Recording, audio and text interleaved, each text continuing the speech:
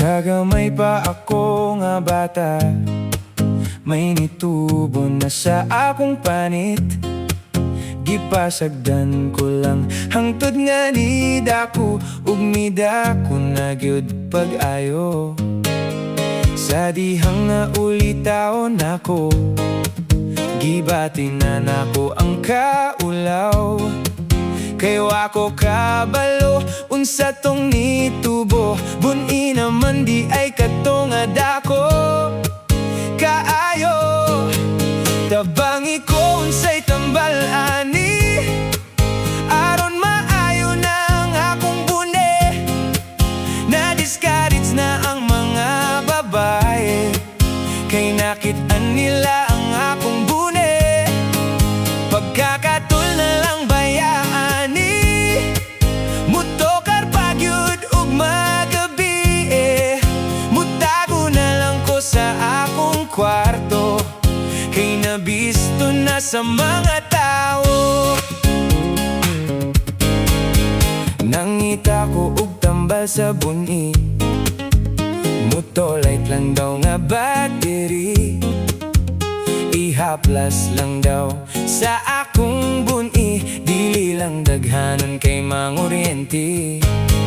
Abi na ko ug naayo na ang BUN-I nga akong gidala-dala.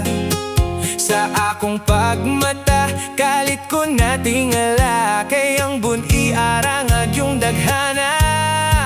Sobra na, tabangi ko unsay tambal ani, aron maayo na ang akong bune. Na-discourage na ang mga babae, kay nakit-an nila ang akong bune. Pagkakatol na lang bayaan ni mutokar pagyud ug magabi, mutago na lang ko sa akong kwarto, kay nalukop na sa akong body. Ang BUN-I dili daw pasagdan, mugararabani kung mukha ug bulat. Mananambal misulti, dili lang di ay kalutot. Pikpikon, tabangi ko unsay tambal ani, aron maayo na ang akong bune. Na-discourage na ang mga babae, kay nakit-an nila ang akong bune. Pagkakatol na lang bayaan ni mutokar pagyud ug magabi, mutago na lang ko sa akong kwarto, kay nalukop na sa